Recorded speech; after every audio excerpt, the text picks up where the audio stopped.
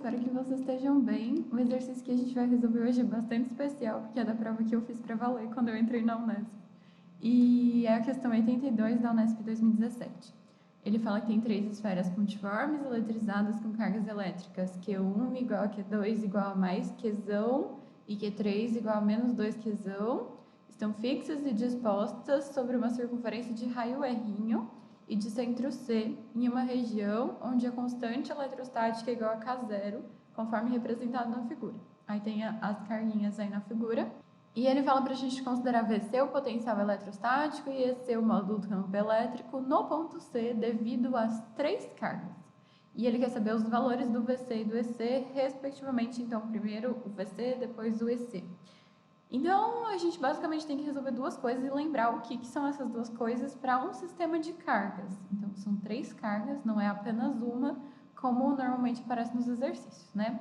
Então, vamos lá. Primeira coisa, a gente tem que lembrar a fórmula de cada um deles, né? O potencial elétrico é Kq sobre D, a constante eletrostática, vezes a carga dividido pela distância. O potencial elétrico é medido em volt. E o campo elétrico tem a fórmula bem parecida, a única diferença aqui embaixo é um D ao quadrado. E o campo elétrico é medido em Newton por Coulomb ou em volt por metro. E a gente sabe uma outra grande diferença entre eles, que é o fato de o campo elétrico ser uma grandeza vetorial, enquanto o potencial elétrico é uma grandeza escalar. Então, o potencial só tem valor, só tem um número mesmo, por isso que ele fala aqui que é o potencial. Enquanto para o EC ele fala para a gente que ele quer o módulo, porque sendo o campo elétrico um vetor, ele tem módulo, ele tem direção e ele tem sentido.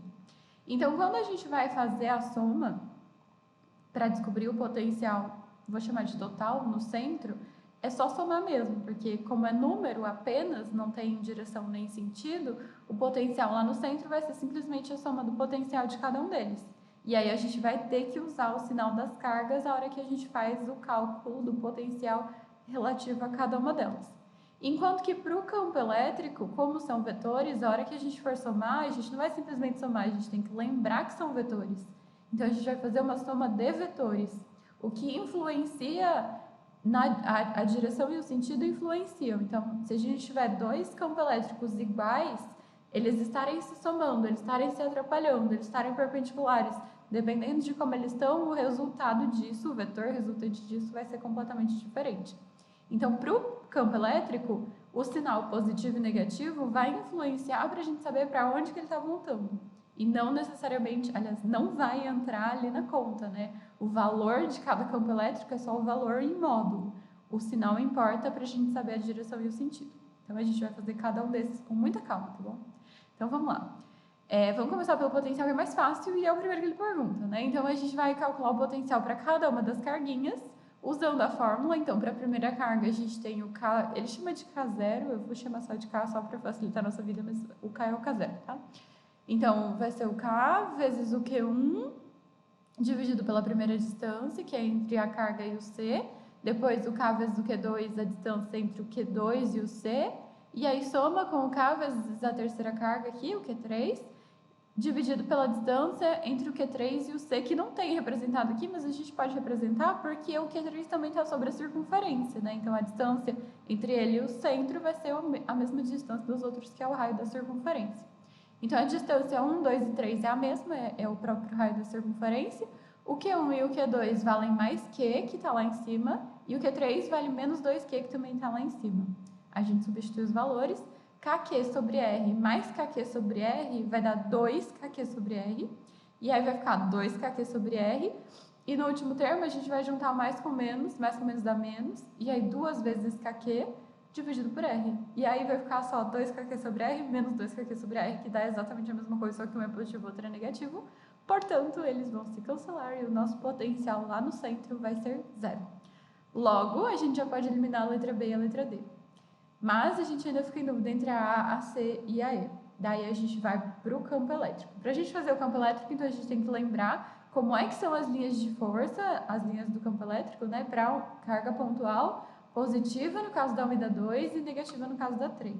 Então a gente tem que lembrar que para cargas positivas as linhas estão saindo da carga pontual, para cargas negativas essas linhas estão entrando na carga pontual. Daí a gente vai desenhar os vetores campo elétrico, os 3 vetores campo elétrico, o 1, o 2 e o 3, ali no círculo onde estão representadas as carguinhas, para a gente poder analisar se estão se ajudando, se estão se atrapalhando ou o que quer que elas estejam fazendo. Aí a gente vai poder somar vetorialmente, daí sim. No final do vídeo eu vou deixar indicado para vocês lembrarem como é que a gente soma vetores ou não soma vetores. Se vocês tiverem dúvida de alguma coisa que eu passei reto nesse caminho, fica à vontade para deixar nos comentários também, tá bom? Então vamos lá. Vou começar pela carga 1, que é positiva, eu já vou marcar o sinal das outras. Eu vou fazer na cor respectiva, tá? Então, da 1 eu vou fazer em vermelho, 2 eu vou fazer em azul e da 3 eu vou fazer em verde, para ficar mais fácil da gente visualizar.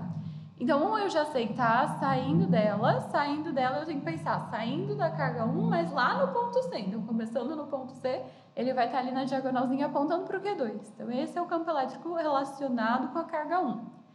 Aí o da carga 2 também é positivo, só que vai estar saindo dela, então vai estar ao contrário desse, vai estar apontando lá para a carga 1. Esse é o E2. E aí, reparem, eles têm a mesma direção, que a direção Q1 e Q2 é a mesma reta, só que eles têm sentidos opostos. Se eles tiverem o mesmo valor, eles se cancelam. Como é que a gente vai saber se eles têm o mesmo valor? Substituindo na fórmula que está aqui em cima. KQ sobre D quadrado. A carga 1 e a carga 2 são iguais, e a distância entre a carga 1 e o C é a mesma distância entre o C e a carga 2, que é R. Portanto, eles têm o mesmo módulo, se a gente substituir os valores ali na fórmula, eles têm o mesmo módulo, a mesma direção, e sentidos opostos eles vão se cancelar. Então, o E1 e o E2 já cancelaram um com o outro. Portanto, nosso resultante vai ser o próprio E3, que é negativo, portanto, deixa eu vir para cá para eu escrever ali, portanto, vai estar entrando na carga 3, porque ele é negativo, então a gente tem essa segunda situação aqui de baixo. E aí, então, se ele quisesse direção e sentido, a gente desenharia que era no sentido de entrando na carga 3, porém ele não quer, ele só quer o módulo, então não faz diferença. Só fez diferença a gente desenhar tudo para perceber que o E1 e o E2 se cancelavam. E aí o E3 a gente consegue calcular, ele vai ser o nosso resultante, ele vai ser o nosso EC, que é o que a gente quer saber. E aí eu só vou substituir o valor da carga 3 por 2Q em módulo, porque o sinal já não importa mais pra gente, então eu vou calcular o módulo do campo elétrico da carga 3. E aí repara uma coisa que eu fiz de propósito. No E1 e no E2 eu coloquei E1 e E2 sem a setinha em cima e sem as barrinhas do módulo. Significa a mesma coisa do que eu escrever do jeito que eu pus o E3, com a setinha em cima e com as barrinhas do módulo, do módulo. Dos dois jeitos eu tô falando que é o valor desse vetor. E aí a gente olha ali, né, a única coisa que está diferente das alternativas é o lugar do número 2. Nas alternativas ele está antes, e o K é K0, né? Mas aí a gente já consegue, na multiplicação, tanto faz a ordem. Então, o potencial, o campo elétrico no ponto C vai ser 2 vezes KQ sobre R quadrado, e aí essa é a segunda parte da nossa resposta, que é exatamente o que fala na letra E. E é isso, gente. Espero que vocês tenham gostado. Era uma questão um pouquinho mais desafiadora, né? Eu lembro que quando eu fiz o vestibular eu gastei um pouquinho mais de tempo nela.